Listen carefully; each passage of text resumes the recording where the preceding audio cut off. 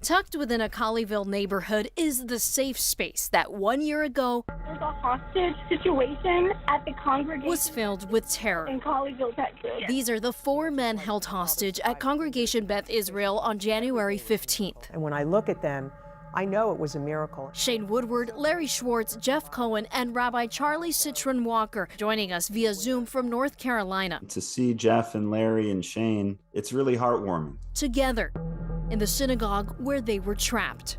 Echo 911, Jessica, where's your emergency? I've got someone who has a gun, and he says he has 2 bombs. You're sitting here a year later. What does that feel like for you? What kind of feelings does that bring out? It's been tough. I'll never be the same person that I was before that day. Oh my God, there's a guy with a gun. Okay, can you tell me what he looks like? That morning, a stranger they welcomed into the synagogue took them hostage during a live-streamed Sabbath service.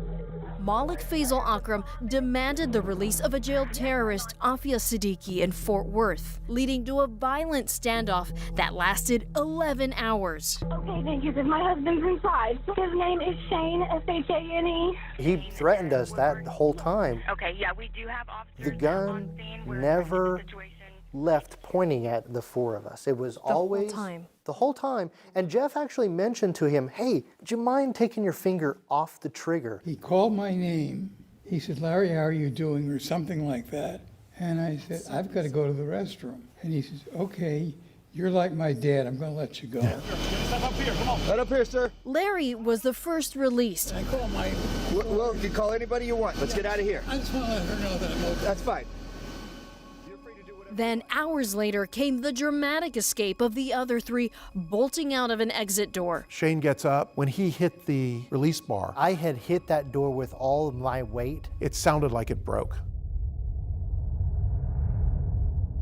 And I read that he allowed you all to call your family members Yes, at early some on. point. Is that right? Yep. And so I'm wondering, when you had the chance to call your loved ones, what were those conversations like? And those were among some of the hardest conversations that I've ever had. Mine was, I'm at CBI. There's a gunman. He says he's got a bomb. I love you. Remember me. Have you healed? The fact that we can share stories is such a beautiful thing. I mean, that to me is healing. I would say we're healing. I would not say we're healed. Thousands of Jewish people are going to die. 80% will be Jewish. With anti-Semitism on the rise, fortified synagogues and panic buttons have become routine. Do you feel safe? I don't feel safe. I'll feel safe when we don't have to have armed guards because we're Jews.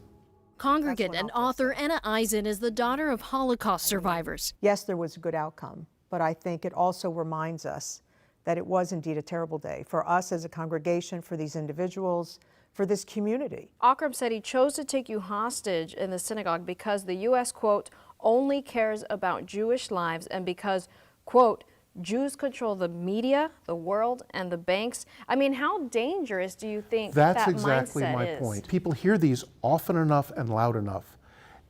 And some, a very small percentage, people begin to internalize them and they accept them, which is why it is so important that the rest of us stand up, and when we hear these things, we challenge them. MRAP has hostage, headed to command. I'd had a very rough year, personally, with health reasons and the loss of my wife. And I'm sorry. so I'm glad we're all safe, and now we just got to get the message across to others. This is not acceptable. He says that he will pull the bomb if they don't pull back.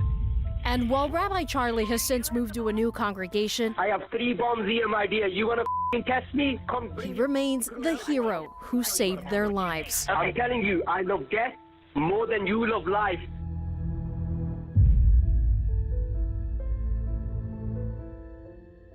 He yelled, "Run," and he tossed a chair at him. Did you know that was coming, or was that No. all of a sudden? Hell, there was no heck coordination. no. We There had was no coordination going on. No not at talking to all. each other. No. So you heard run, and then And we the were chair out the was door. thrown. And we were out the door. Heard him come out, heard him look around, From looking at the video, he did try to fire again. The gun had jammed. It really got to that Yeah. point. Yeah. It was all that happened in a split second. And Rabbi Charlie, you welcomed him in, you offered hot tea, you were kind to this person, but after what happened, would you still do that again? We need to be able to find ways to do both, have both that sense of safety and security, and find ways to offer that sense of hospitality. We're taught that this is how you treat people. You know, you don't worry about, is he in your tribe? What color is he? Does he worship like me? You don't worry about that stuff. You treat people right. This is what you're taught. This is what we're taught. And to live it is important. Living it means they'd welcome the stranger in again, because although there was once darkness here, they choose to see the light again. In Colleyville, I'm Adriana de Alba.